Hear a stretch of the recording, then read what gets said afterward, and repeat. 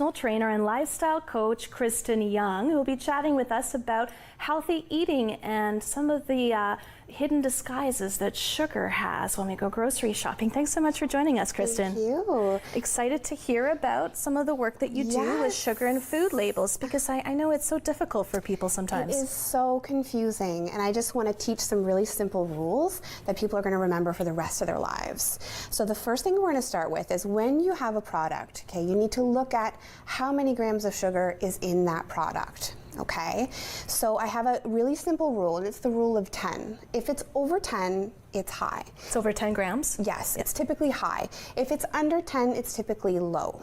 Okay, so rule number 1 is read the food label, see how many grams of sugar is in it, and then find out is it over 10 or under 10. Second rule, very important, is you have to look at your serving size. I was just going to ask you about that. Exactly, because some products are hidden. So they'll say 5 grams of sugar for 50 grams, but the package is 250 grams, and we eat the whole package. Yeah. And then we're like, how come I'm not losing weight? Yeah. So I'm going to use a couple of examples to show you how it can be very sneakily disguised in your foods. We're going to start with a breakfast cereal. So this is a honey oat, typical breakfast cereal. And when you read the label for this, it says 9 grams of sugar per 3/4 of a cup. Mm-hmm. So typically that would be like, okay, it's under 10, so that's not too bad. But we need to start looking at what it actually looks like. So I'm going to measure out 1 3/4 cup. So this is 1 serving recommended by the product. Okay. That's pretty much for a baby. Yeah. My cereal bowls have never looked like that in my life. Yeah. So let's make it a little bit more realistic. Okay. So we're going to add in 2 cups. Actually, a little bit more. Okay. We're going to add in 3 servings because, that to me looks like a cereal bowl. Yep. Yeah. Yep. So that now we need to multiply the 9 grams of sugar by 3. So now we have 27 grams of sugar. In 1 serving. In 1 bowl of honey oats for breakfast. 27 grams of sugar, that's how you're starting your day. That's how you're starting your day. Okay. So this is another mind blower. We are going to look at a chocolate bar. Okay, so per serving, so for the entire chocolate bar, it tells me that there's 24 grams of sugar. Wow. In this chocolate bar. Wow. So if you're to compare something like this with this is the healthier option because it has less sugar. Now, you're not actually saying I should have a chocolate bar for breakfast, are you? It actually would be a better option. Really? Yeah, as long as you're eating protein and healthy foods throughout the day, you could actually get away with this.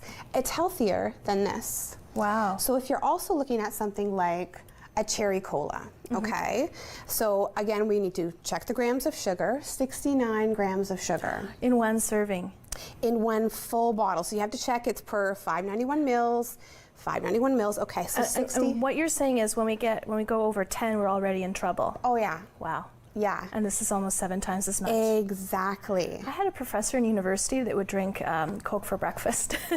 Yeah, I'm sure he'd be like zing and then crash after, right? Yeah. So I don't know how much time we have, but I'd love to show you something else if we have time. You have a couple minutes. So what does it look like? Rule number 3, 5 grams of sugar is 1 teaspoon. You must write this down. 5 grams of sugar is 1 teaspoon. So that's 5, 10, 15, can we see that? I'm making a mess here. 20, 25, and a little bit to make 27 grams. So that's how much sugar is in here. Oh my goodness. A little bit less sugar in here. We're talking about white processed sugar. We're not talking about like the healthy sugars in an apple. And then if you're wondering how much sugar is in here, about 13.7 teaspoons, which is all of this here, is how much white processed sugar you're consuming in a pot. Wow. Wow. We Interesting, right? don't think about the calories that we consume in beverages. No, not at all. And the sugar. I mean, calories is one thing. I'm a healthy lifestyle coach, so I don't really count calories, but it's like, look at what you're eating. Start investigating and learning about, okay, how much am I actually having? And then you can apply that to your life. And then if you really wanted to have the chocolate bar for breakfast, it's better than the cereal. Wow. Yeah. Wow. So what other kinds of labels should we look out for? I mean, sometimes when we look at the label, it doesn't clearly say sugar. It has other names. It has names like, this has golden syrup. Okay, it's sugar. If you Google the name sugar, What an interesting euphemism. I know. If you Google the name sugar, get to know some of the names that you see, because there's golden syrup, golden corn syrup, sucrose. There's so many different names that they don't want to tell you that it's sugar, but it's sugar. And it's all perfectly legal. It's all perfectly legal, and it's all perfectly dangerous. Yeah. Now, is high fructose corn syrup sort of the ultimate sugar to avoid? Yes, it is. In Canada, you won't find too much of it, but in the States, you'll find more of it.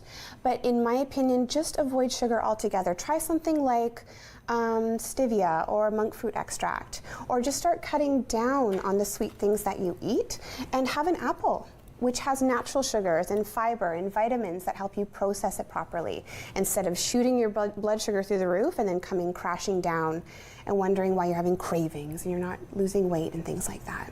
Wow, where can we find you for more information? I have a website that I created, and it's a business that I created called strivingforhealthylifestyle.com, and it's where you can sign up and subscribe, and I send out recipes because I'm a huge foodie. I love to eat. Wonderful. Motivational tips, things like that, but I'm also a personal trainer, lifestyle coach, so I have different programs and stuff on the website as well. Thank you so much for coming in. You're welcome. Thank you for having me. When we come back after the break, we'll be talking about how to communicate more effectively with your pet. Stay tuned. We'll be right back.